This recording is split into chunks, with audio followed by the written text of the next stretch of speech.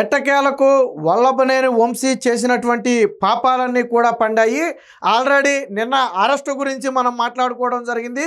దాదాపుగా వంశీకి బెయిల్ వచ్చే అవకాశమే లేదు. ఎందుకంటే కిడ్నాప్ కేసుతో పాటు ఎస్సీ ఎస్టీ అట్రాసిటీ కేసులు వంశీ మీద నమోదైన నేపథ్యంలో ఖచ్చితంగా రిమాండ్ అయితే ఖాయమని అనుకున్నాం. అనుకున్నట్టుగానే వల్లభనేని వంశీని 14 రోజుల రిమాండ్కి అయితే విజయవాడ మెట్రోపాలిటన్ కోర్టు అయితే పంపడం జరిగింది. దాదాపుగా అర్ధరాత్రి 2:30 గంటల సమయం వరకు కూడా ఇరుపక్షాల వాదనలు విన్నటువంటి కోర్టు వీళ్ళతో ఏకీభవిస్తూ, పోలీసుల వాదనతో ఏకీభవిస్తూ వల్లభనేని వంశీని అయితే రిమాండ్కు పంపడానికి ఆదేశాలు జారీ చేసింది. దీంతో సుమారు 3 గంటల తెల్లవారుజామున 3 గంటల సమయంలో వల్లభనేని వంశీని అయితే విజయవాడ జైలుకి అయితే పంపడం జరిగింది. అప్పటికే జైలుకి రిమాండ్ విధించే అవకాశం ఉన్న నేపథ్యంలో అటు పోలీస్ స్టేషన్ వద్ద కానివ్వండి, కోర్టు వద్ద కానివ్వండి, అలాగే జైలు వద్ద కానివ్వండి భారీ బందోబస్తుని అయితే ఏర్పాటు చేశారు.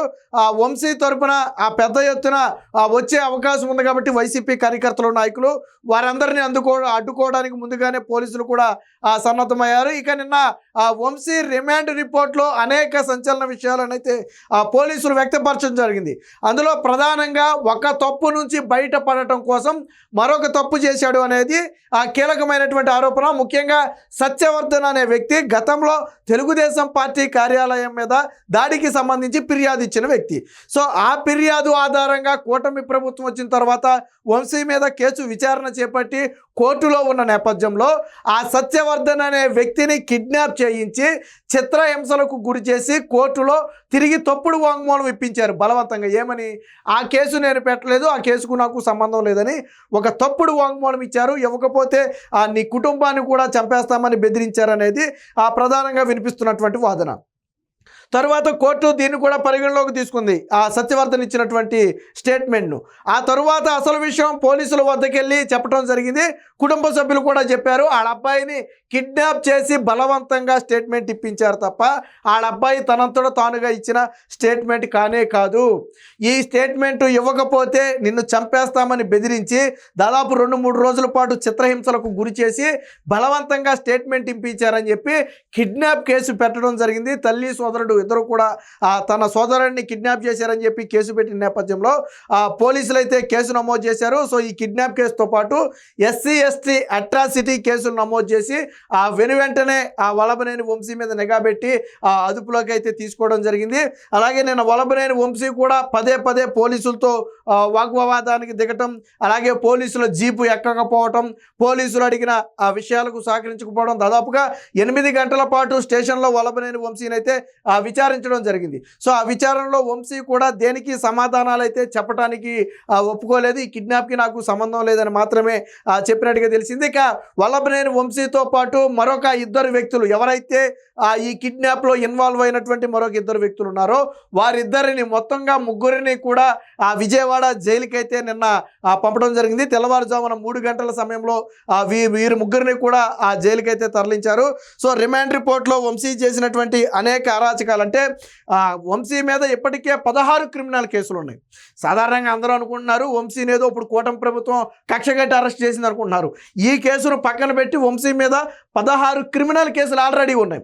గతంలో చెరువుల తవ్వకానికి సంబంధించి అక్రమంగా హైకోర్టు చివాట్లు పెట్టింది వల్లభనేని వంశీకి. సో ఇవన్నీ కూడా ఇప్పుడు రిమాండ్ రిపోర్ట్లో అయితే పోలీసులు పొందుపరిచారు. ఇదే సమయంలో కూటమి నేతలు కూడా గతంలో వంశీ చేసినటువంటి అరాచకాలన్నిటి మీద కూడా బయటకు వచ్చి మాట్లాడటంతో పాటు చేసిన తప్పుకి ఖచ్చితంగా శిక్ష అనుభవించాలని చెప్పి వారైతే చెప్పడం జరిగింది. సో దీనికి సంబంధించిన వార్త అయితే వచ్చింది, ఒకసారి చూద్దాం. వంశీ అరెస్టు, బెదిరింపు, kidnap, SC ST atrocity case హైదరాబాద్లో అరెస్టు చేసి విజయవాడకు తరలింపు. టీడీపీ కార్యాలయంపై దాడి కేసులో మరొక మలుపు. కేసు వాపసు కోసం ఫిర్యాదుదారుడికి బెదిరింపు. రాజీకి రాకపోతే నా తమ్ముడినే చంపేస్తామన్నారు. నన్ను నా తల్లిదండ్రులను హెచ్చరించారు. కోర్టులో నా తమ్ముడితో బలవంతపు వాంగ్మూలం ఇప్పించారు. కిడ్నాప్ చేశారని సత్యవర్ధన్ సోదరుడి ఫిర్యాదు. ఈ కిడ్నాప్ కేసులో వంశీని A1గా చేరుస్తూ 2 కేసులు అయితే పోలీసులు నమోదు చేశారు. కృష్ణలంక పోలీస్ స్టేషన్లో సుదీర్ఘ విచారణ, అన్ని ప్రశ్నలకు తెలియదు అనే సమాధానం, వైద్య పరీక్షల అనంతరం కోర్టులో హాజరు. సో నోటోరియస్ క్రిమినల్, చట్టం న్యాయం అంటే వంశీకి లెక్కలేదు. ఆయనపై 16 క్రిమినల్ కేసులు. ఫిర్యాదుదారుడు సత్యవర్ధన్కు బెదిరింపులు, బలవంతంగా కేసు వాంగ్మూలం. హైదరాబాద్లో రాత్రంతా చిత్రహింసలు, విశాఖ హోటల్ గెస్ట్ హౌస్లో నిర్బంధం, రిమాండ్ రిపోర్ట్లో పోలీసులు. సో ఎవరైతే ఈ సత్యవర్ధన్ అనే వ్యక్తి ఉన్నాడో ఈ వ్యక్తిని అత్యంత దారుణంగా హైదరాబాద్లో ఒక రాత్రి అంతా హింసించి తరువాత విశాఖలోని ఒక హోటల్ గెస్ట్ హౌస్లో నిర్బంధించి చిత్రహింసలకు గురి చేసి తాను వాపసు తీసుకుంటాను కేసుని అని చెప్పిన తరువాత మాత్రమే బయటికైతే వదలటం జరిగింది. సో ఇదే అంశాన్ని పోలీసులు కూడా తమ రిమాండ్ రిపోర్ట్లో పెట్టారు. ఇక పథకం ప్రకారమే నాడు దాడి అని చెప్పి బూతుల వర్షంతో రెచ్చగొట్టిన వంశీ, టీడీపీ నేతలను గన్నవరం రప్పించి రాళ్ల వర్షం, టీడీపీ కార్యాలయం ధ్వంసం, కార్ల దహనం, అడ్డుకున్న టీడీపీ శ్రేణులపై రౌడీలతో దాడి, పట్టాభి లక్ష్యంగా రోజంతా కూడా బేభత్సం అని చెప్పి చెప్పడం జరిగింది. ఇది మొత్తంగా వంశీ అరాచకాలకి సంబంధించి రిమాండ్ రిపోర్ట్లో పెట్టినటువంటి అంశాలు.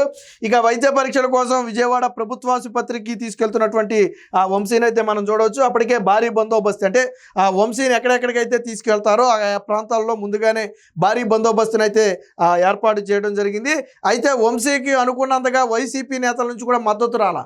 విషయం ఏంటంటే వైసీపీ నేతలు కానీ వైసీపీ నాయకులు కార్యకర్తలు కానీ వల్లభనేని వంశీని ఓన్ చేసుకునే ప్రయత్నం చేయట్లా. సో దీనికి సంబంధించి మళ్ళీ ఒక వీడియో కూడా చేద్దాం, ఎందుకు జగన్మోహన్ రెడ్డి వదిలేశాడు అనేది. వంశీ అరాచకాలకు సంబంధించి మరొక వార్త వచ్చింది, ఒకసారి చూద్దాం. సో 195 కోట్లు కొల్లగొట్టిన వంశీ, దళితుల పొట్టకొట్టి దోపిడీ, ఎస్సీ ఎస్టీ రైతుల్ని వెళ్ళగొట్టి చెరువు ఆక్రమణ, మట్టి విక్రయించి దాదాపుగా 100 కోట్లు కొట్టేశాడని చెప్పి ఒక వార్త అయితే రావడం జరిగింది.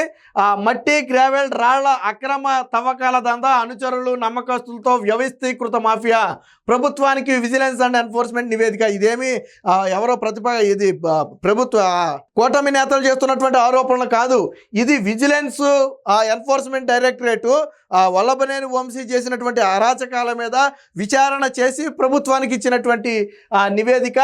సో ఇందులో పూర్తిగా వంశీ తన సన్నిహితులు, అనుచరులు, నమ్మకస్తులతో ఒక మాఫియాను, ఒక నియంత వ్యవస్థనే నడిపారు అనేది విజిలెన్స్ అయితే ఇచ్చినటువంటి ఇది. దీంట్లో ఎవరెవరు ఇన్వాల్వ్ అయి ఉన్నారు అంటే దాదాపుగా ఒక 14 మంది పేర్లు అయితే ప్రధానంగా ఉన్నాయి. ఈ 14 మందిని దగ్గర పెట్టుకుని వంశీ అయితే తమ దందాలను అయితే సాగించినట్టుగా తెలుస్తుంది.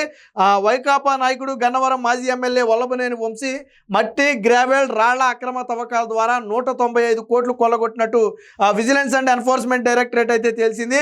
అత్యంత సన్నిహితులైన అనుచరులు, నమ్మకస్తులతో ఒక నెట్వర్క్ను రూపొందించినట్టుగా తెలిసింది. బాపులపాడు, గన్నవరం, విజయవాడ గ్రామీణ మండలాల పరిధిలోని గణప మీటర్లు, దాదాపుగా 24 లక్షల గణప మీటర్లకు పైగా గ్రావెల్ని అయితే దోచేసినట్టుగా తేల్చారు. దీని మొత్తం విలువ దాదాపుగా 195 కోట్లకు పైగానే ఉంటుందని తెలిసింది. పైగా అప్పట్లో బలవంతంగా అధికారులతో అనుమతులు తెప్పించుకున్నారు. వాస్తవానికి వీటన్నిటికీ పర్మిషన్స్ కావాలి, కానీ వల్లభనేని వంశీ భయపెట్టి బెదిరించి ప్రభుత్వం వాళ్ళది కాబట్టి వాళ్ళ ద్వారా బలవంతంగా అనుమతులు తెచ్చుకుని ఈ అక్రమ దందా నిర్వహించినట్టుగా అయితే తేలింది. ఏదేమైనా మొత్తంగా వల్లభనేని వంశీ చేసినటువంటి పాపాలు ఒక్కొక్కటిగా బయటకు వస్తున్నాయి. ప్రధానంగా ఒక కేసు నుంచి తప్పించుకోవడం కోసం కిడ్నాప్ చేసి మరొక కేసులో వల్లభనేని వంశీ అయితే ఇరుక్కోవడం జరిగింది. ఇప్పుడు 2 కేసులు కూడా వల్లభనేని వంశీ మెడకు బలంగా చుట్టుకునే అవకాశం ఉందని చెప్పి రాజకీయ వర్గాల విశ్లేషణ.